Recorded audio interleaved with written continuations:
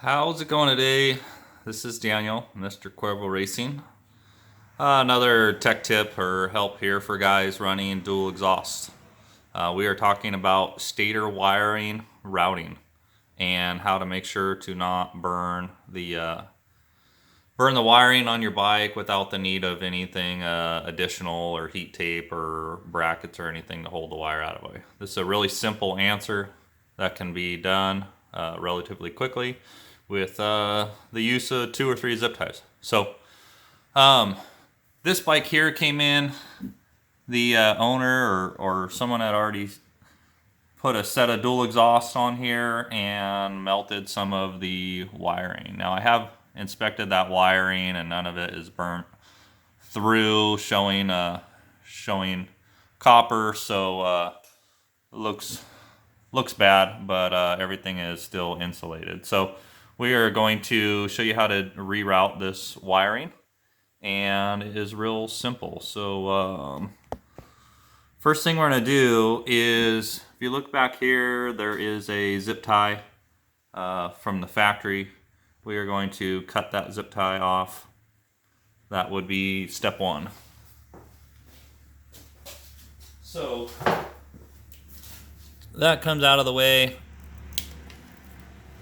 comes off. Of course, it'll fall somewhere where you can't get to it. All right, so that's out of the way. The next thing we're going to do is we're going to pull the stator wiring loose from that bundle and reinstall a zip tie.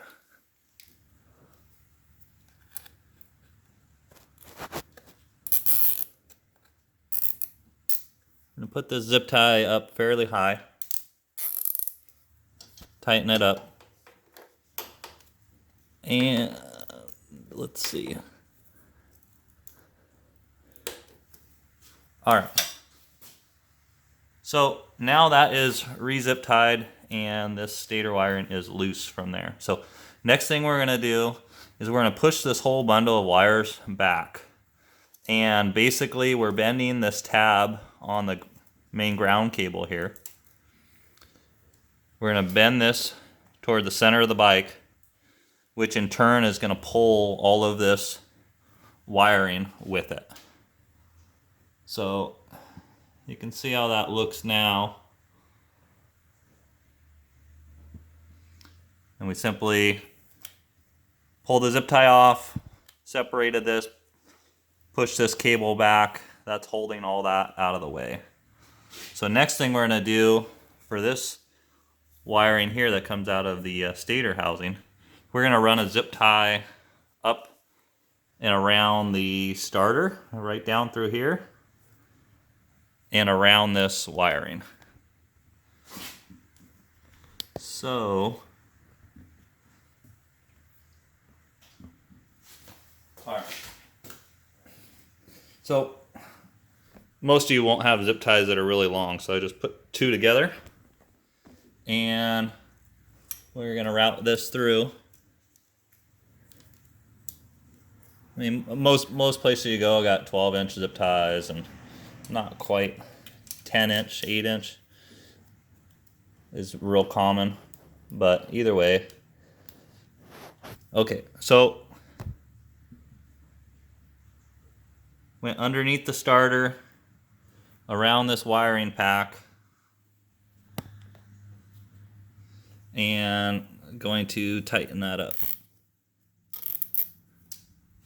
Now as I tighten that up, I'm going to twist this zip tie so it goes inside, in between the starter there, to hide it.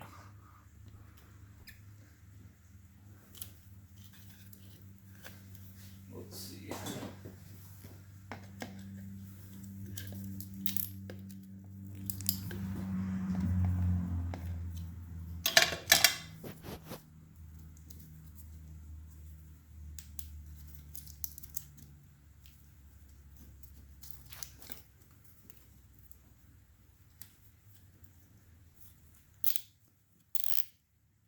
All right. So you can pull that tight.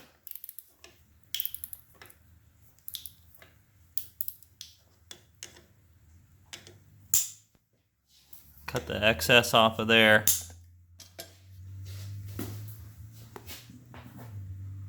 I know all you guys know how to install zip ties, but there you go. So now this wiring is held tight to here.